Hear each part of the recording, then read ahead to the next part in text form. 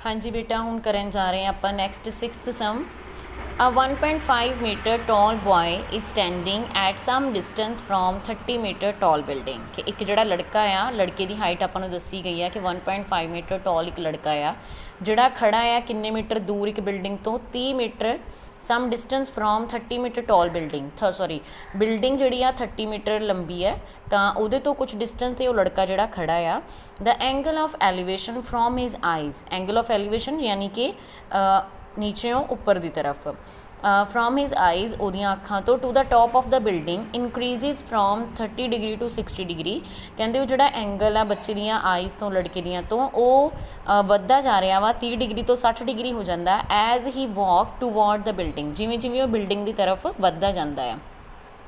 Find the distance he walked toward the building, आपने पता करना कि वो कितना डिस्टेंस बिल्डिंग की तरफ गया। हुण सब तो पहला तो आ बिल्डिंग आ गई साडे कोल 30 मीटर टॉल बिल्डिंग, ठीक है।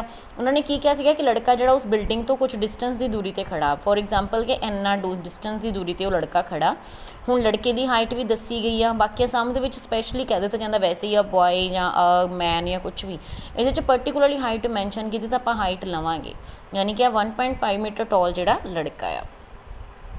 हुण उहदियां आइज़ तो पहला जिहड़ा एंगल उन्होंने किया वा टॉप ऑफ द बिल्डिंग के टॉप तो इनक्रीजिज फ्रॉम 30 डिग्री टू 60 डिग्री, कि पहला उहदियां आइज़ तो ये जिहड़ा एंगल आ वो किन्ने डिग्री का बन रहा सी बच्चे दी आइज़ तो 30 डिग्री का, वो इनक्रीज होकर 60 हो गया कदों as he walk toward the building, जिमें जिमें वो बिल्डिंग की तरफ वधदा आ। फॉर एग्जाम्पल आप मान लैने इत्थे तक वो चलिया जाता पैदल जाता बिल्डिंग वाल, तो एंगल जिहड़ा वध के वो किन्ना हो गया 60 डिग्री। सो आपने निकालना किया कि कितना डिस्टेंस जिहड़ा बच्चा आ वो बिल्डिंग की तरफ गया।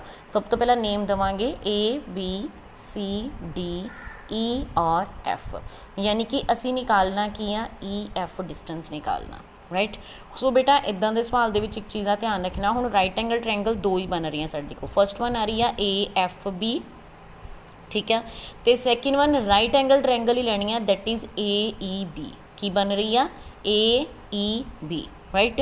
सो इत्थे सानू जरूरत AB की पैनी आ ना कि AC की, बट जिहड़ा AC आ पूरा वो सानू दिता होया 30 मीटर, BC कितना हैगा 1.5 मीटर। सो दैट मीन सानू AB की करना पऊगा, फाइंड करना पऊगा।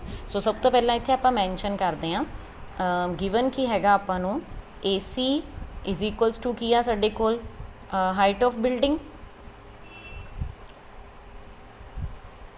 किन्नी हाइट है बिल्डिंग की सानू दिती हुई उन्होंने 30 मीटर, राइट। ED कितना दिता उन्हें सानू 1.5, यानी कि हाइट ऑफ बॉय। बट आपां ट्रायंगल दो ही यूज़ कर सकते हैं आपां AFB, मैं फिर बेटा बोल रही AFB तो दूसरी AEB, ठीक है बेटा, दूसरी A ट्रायंगल।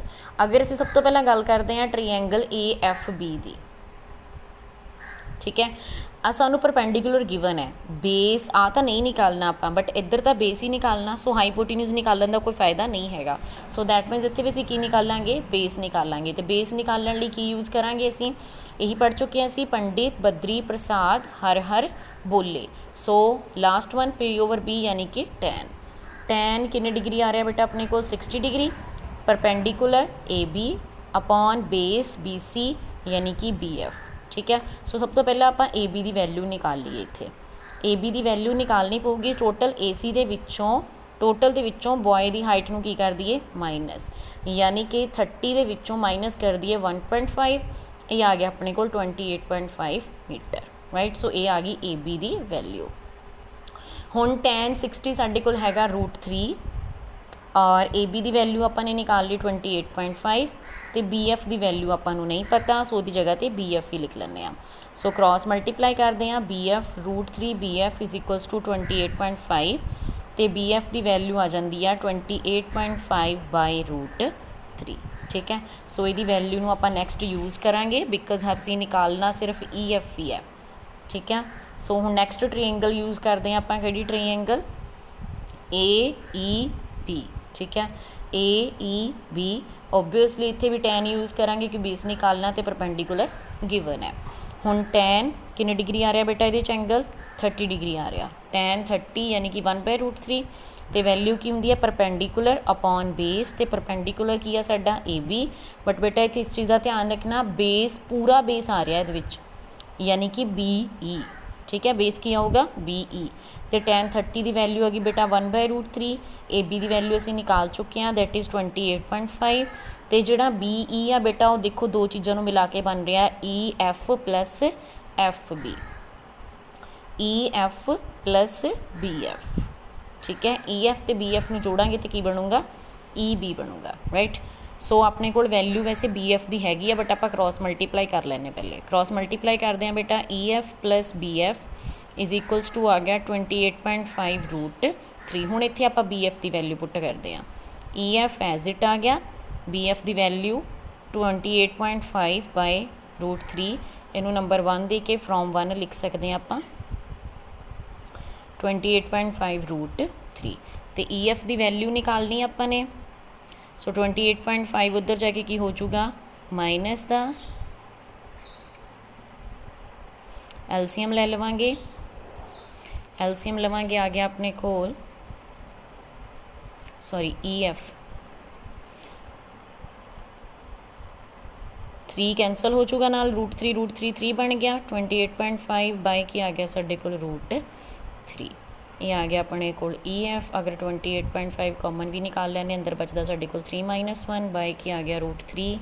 बट असी डिनोमीनेटर च कदे भी √3 नहीं रहन देंगे। सो दैट मीनस इत्थे भी की करांगे असी रैशनलाइज़ करांगे √3 दे नाल मल्टीप्लाई ते डिवाइड। सो EF आ गया अपने कोल 2 × √3 × 28.5 बाय की आ गया सिंपल 3 है। सो इनू कैंसल करते हैं 3 के टेबल से, 9 × 3 = 27 तो 9 × 5 = 3 × 5 = 15। सो EF की वैल्यू आ गई साडे कोल 9.5 × 2 × √3। अगर असी मल्टीप्लाई करांगे आ गया 5 × 2 = 10, 9 × 2 = 18 + 1 की आ गया 19, यानी कि 19√3 मीटर जोड़ा डिस्टेंस आ वो बच्चा चल के गया कि तरफ, बिल्डिंग की तरफ। ओके बेटा, सो ये सी अपना 6th सम।